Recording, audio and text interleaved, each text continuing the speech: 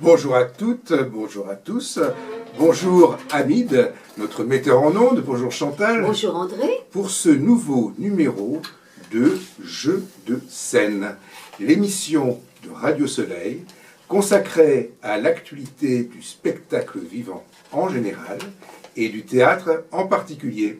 Alors aujourd'hui à l'affiche, Chantal. Dick Love de Jugler que j'ai vu au théâtre Sylvia Montfort. Face à la mer de Jean-René Lemoine, mise en scène de Guy Cassier, à la Maison de la Culture 93. Quichotte, d'après Don Quichotte de la Mancha de Miguel Cervantes, c'est une adaptation et c'est une mise en scène de Gwenaël Morin au théâtre Paris-Villette. Tom, c'est une mise en scène, en fait c'est un texte de Stéphanie Manguez, mise en scène moi j'ai Stéphanie Manguez, mise en scène de Luc Voyeux au théâtre des Funambules. Il Rivesclio, je ne suis pas sûre de bien prononcer l'italien, L'éveil de Pippo del Bono au théâtre du Rond-Point. Le temps de l'amour, texte et mise en scène Damien Rondeau, c'est vu ça au Plateau Sauvage. Et Tenir debout, c'est un texte et une mise en scène de Suzanne Beck au théâtre du Rond-Point. Alors Chantal, Dick Love, c'est un rapport avec Moby Dick? Non, c'est musique et cirque. Et pour moi, ce spectacle, c'est une surprise de bout en bout.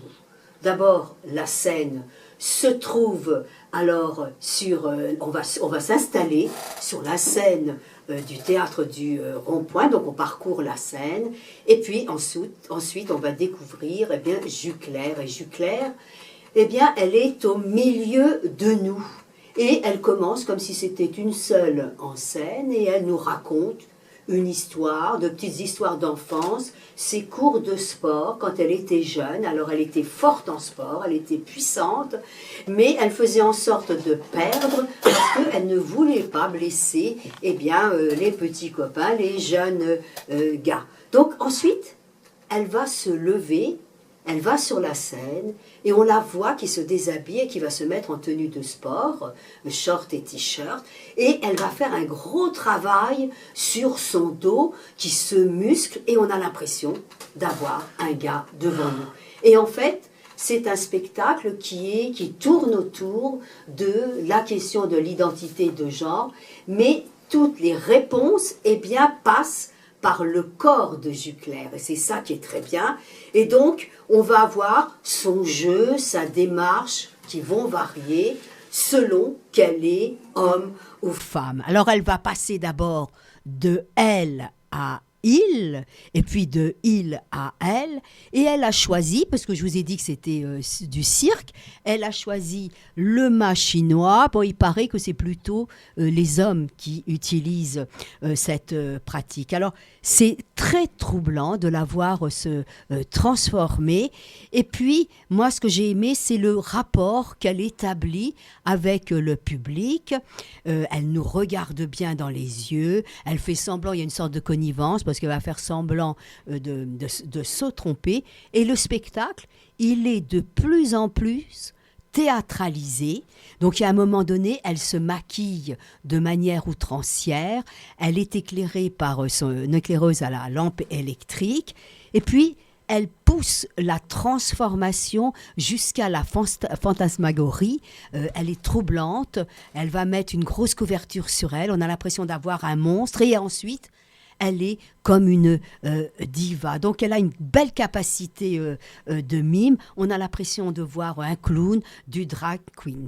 Un bel accompagnement musical de Lucas Barbier qui va donc faire en live tout l'accompagnement pour ces métamorphoses. Donc il y a un passage aussi très poétique au niveau de la langue avec beaucoup de chants lexical autour du sexe, autour du corps. Véritablement, moi j'ai beaucoup aimé ce spectacle de Jugler au théâtre du Rond-Point.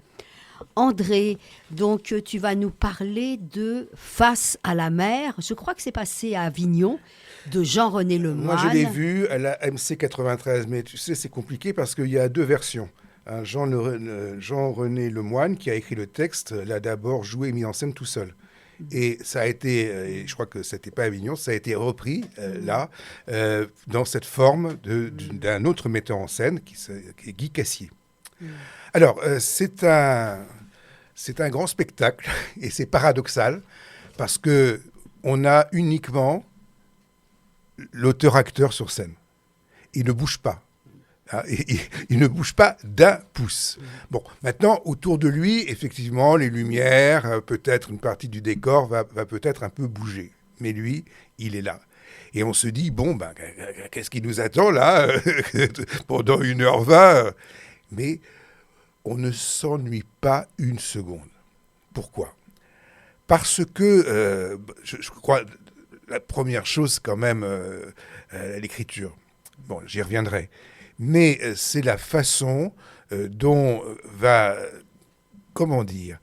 s'exprimer Jean-René Lemoine avec beaucoup de variations sur la façon dont il va s'adresser à sa mère, dont il va s'adresser peut-être à sa sœur parfois, à lui-même, dans des soliloques.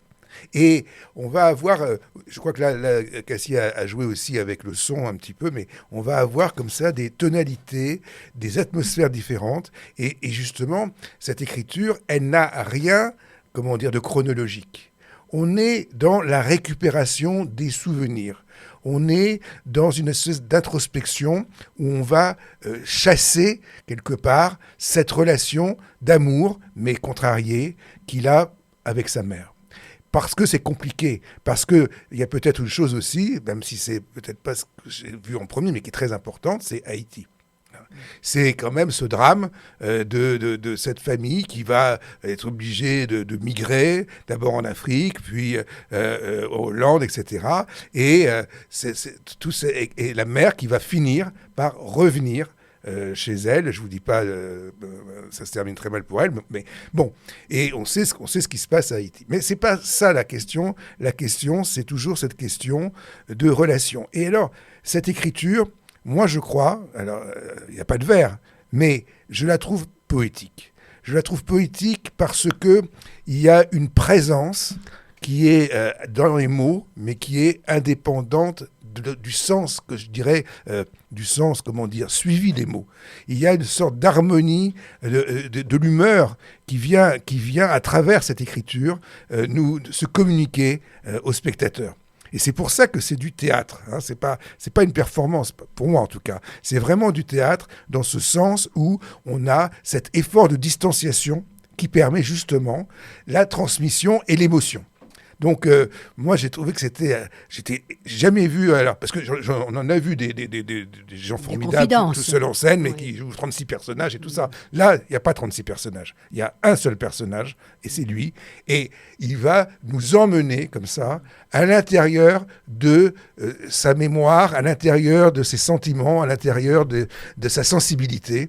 Et on est complètement pris par cette histoire. Donc, c'est un voyage mental. C'est vraiment quelque chose de très très fort, très beau, qui m'a beaucoup impressionné. Ça s'appelle donc Face à la mer de Jean-René Lemoine, mise en scène de Guy Cassier. Et merci, je trouve son nom, mais celle qui a pensé à faire ce travail-là avec Guy Cassier. C'est à la MC 93.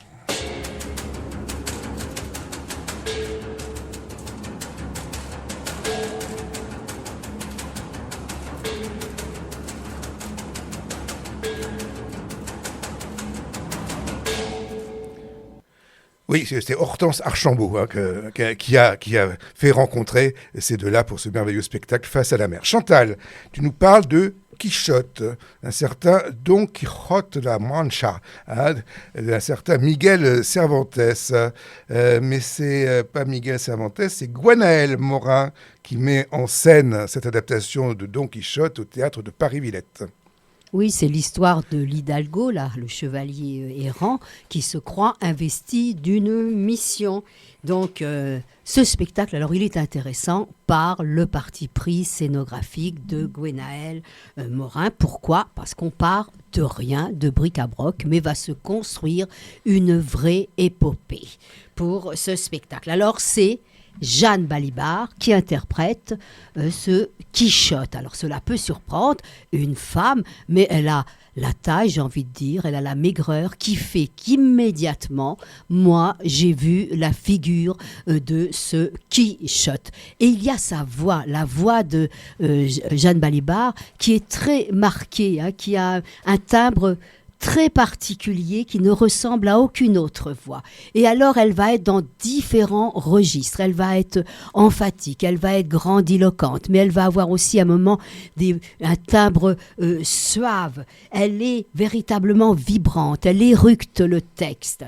Et elle a un jeu tout en nervosité, et c'est un spectacle de bruit et de fureur. Elle se jette, parce qu'elle est le chevalier Quichotte, elle se jette sur le sol, elle tombe, elle se relève, elle est encombrée de tous ses attributs, parce qu'elle a un casque, mais un casque en carton, elle a une armure en carton, elle a une grande lance, mais qui est une suite de bouts de bois scotchés. Donc elle exprime véritablement toutes les blessures, toutes les fêlures de ce chevalier.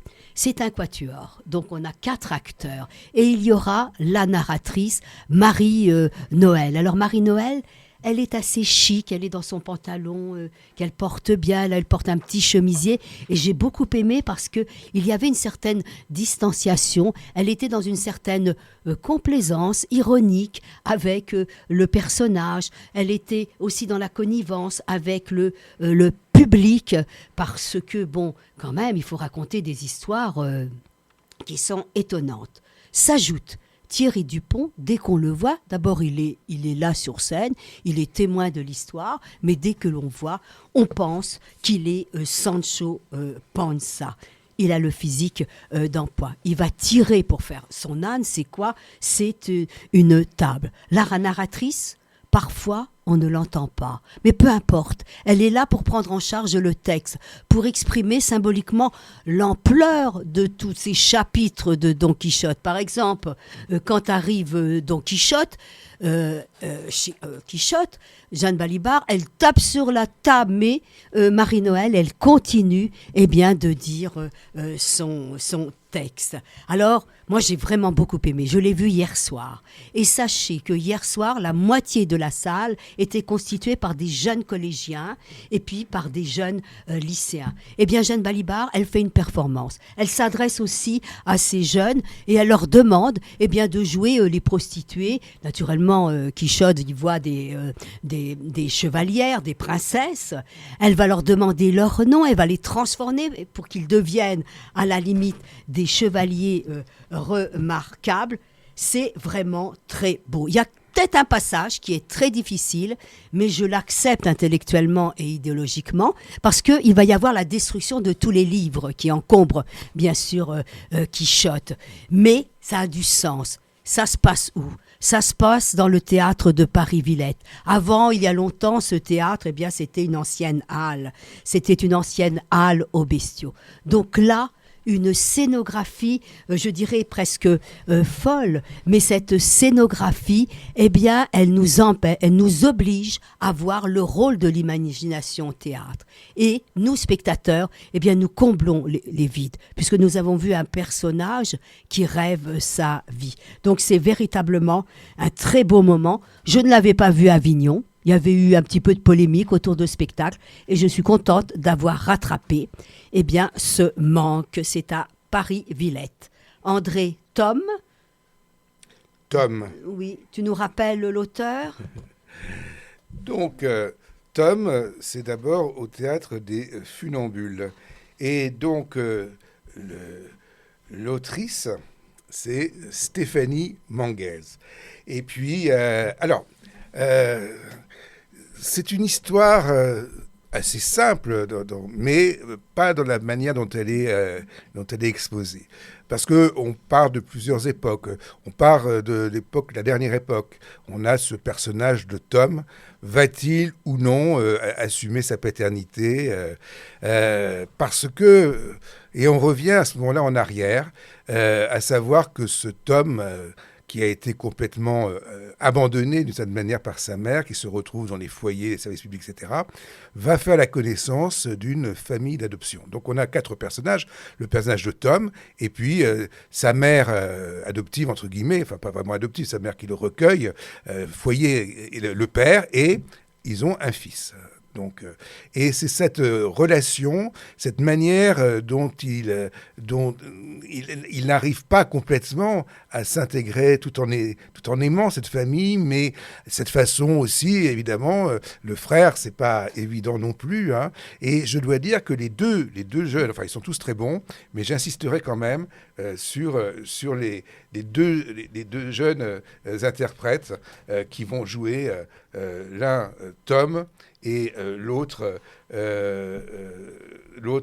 Achille, le frère de Tom. Tom, c'est Tristan Jérôme qui l'interprète, et Antoine Vaillant, qui est très bon aussi, va interpréter Achille. Et puis alors, je veux dire que j'ai bien aimé, même s'il devait y avoir la vidéoprojection dessus, parce que je vois ça sur le dossier de presse, mais j'ai bien aimé la scénographie, parce que on va avoir comme ça je ne sais pas comment dire, des escaliers, morceaux, machin, blancs, mais on va pouvoir les bouger. Et selon la manière dont on va les assembler, je dirais, sur scène, on va avoir des situations différentes. J'ai trouvé ça intelligent et bien fait. Donc, j'ai été très heureusement surpris par ce spectacle, parce qu'il est plein de finesse, parce qu'on n'est pas dans les poncifs. On a ce problème affectif et en même temps de droit aussi, etc., de ce famille d'accueil dans cette pièce. Donc c'est Tom, et c'est au théâtre du Tom, donc de...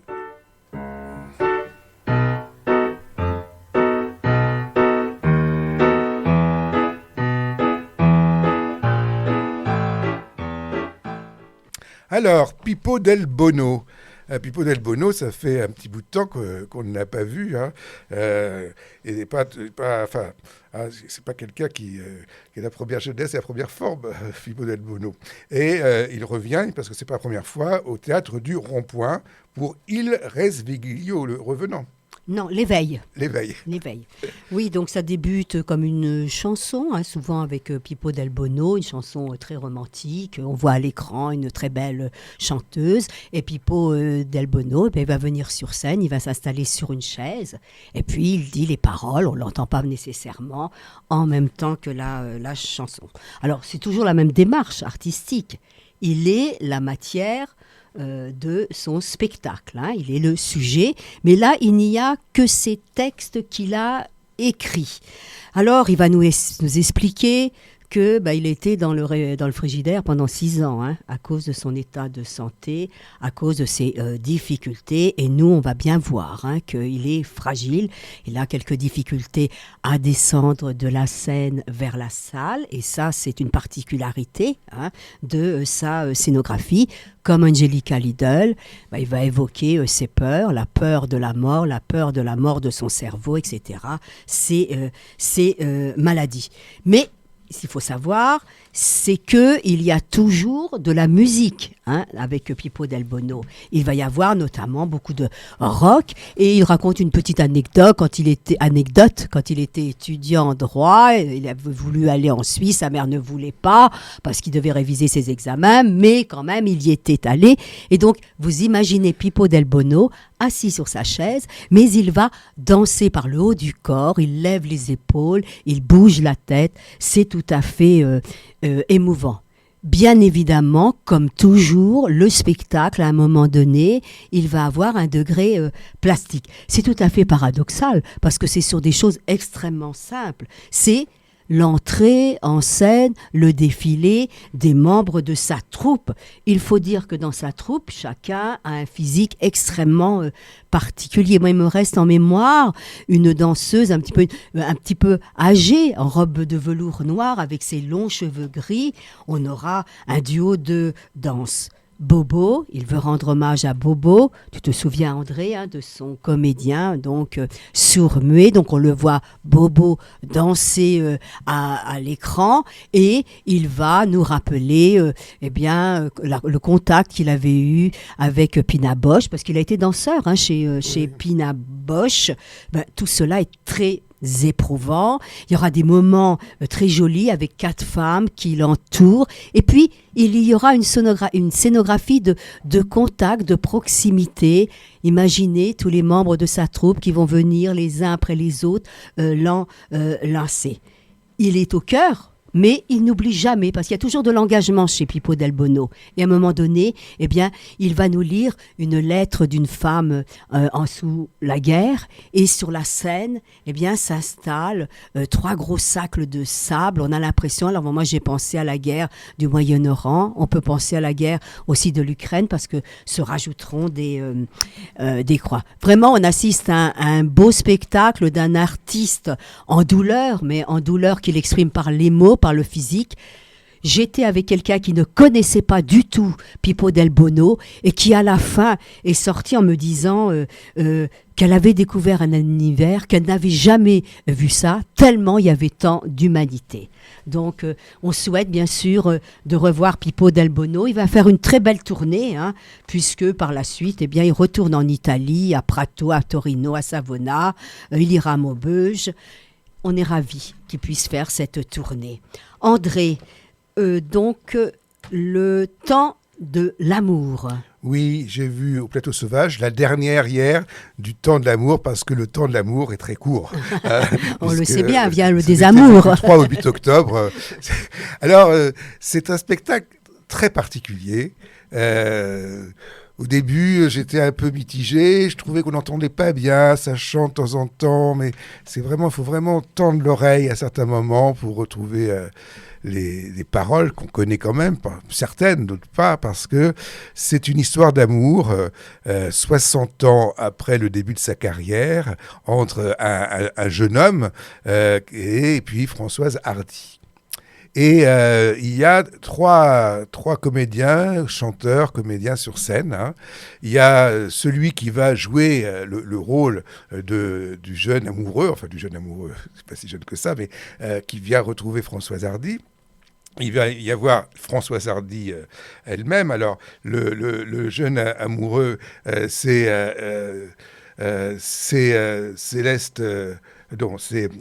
Benjamin Sixou, et puis Céleste Brunkel joue Françoise Hardy, jeune Françoise Hardy pour le coup, et Armelle Pioline est à la musique et puis aussi va chanter des chansons. J'ai trouvé que c'était un spectacle délicat, voire précieux. Mais dans le bon sens de la préciosité, après tout, les précieuses ne sont pas toujours ridicules. Mais ce que je veux dire, c'est qu'il y a tout un jeu entre le chant et la parole.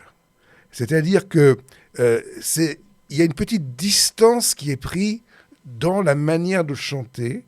Il y a une petite façon de jouer à la fois de la musique et de la tessiture et du chant, qui est légèrement décalé et qui va fournir quelque chose d'assez particulier dans cette représentation faite de lecture, faite de chansons, faite aussi de jeux plus ou moins entre les acteurs.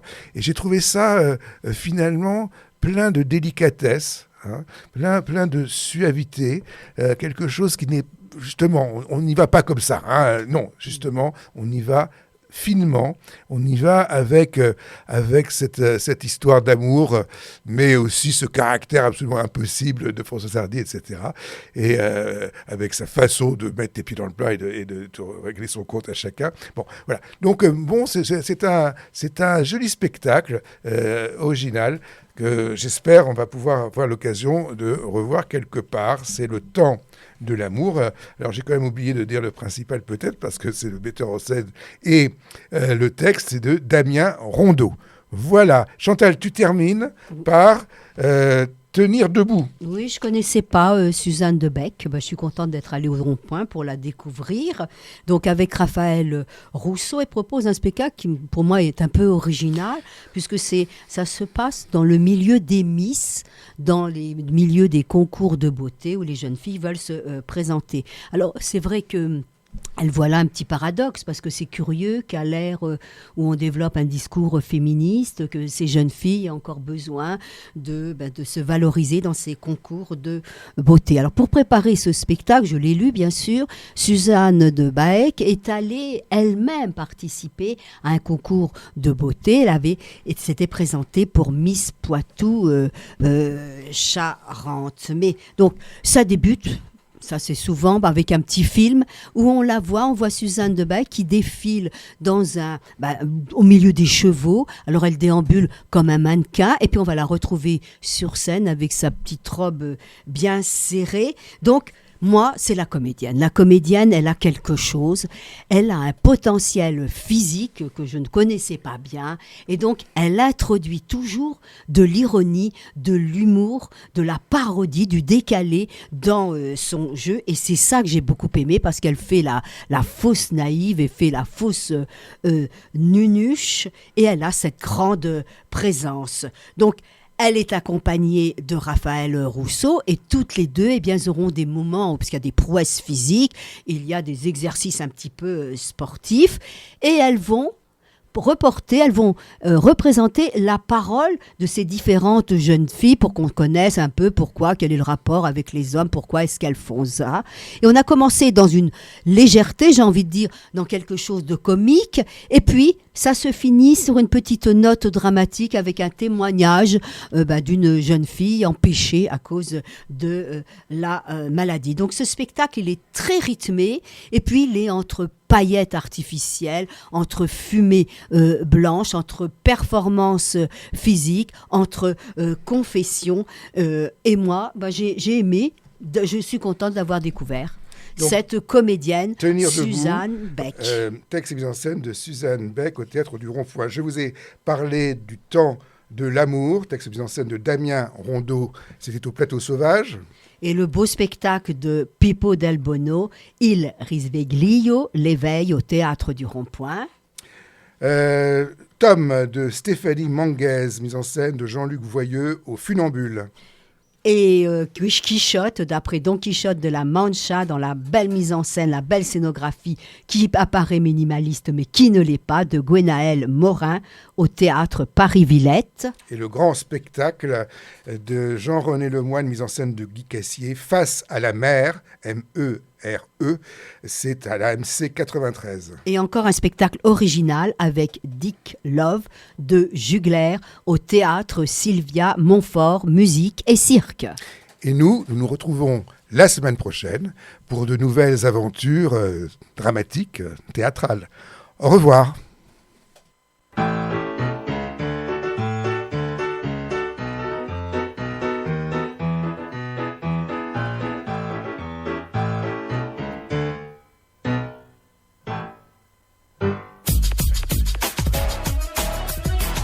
Radio Soleil sur Internet, c'est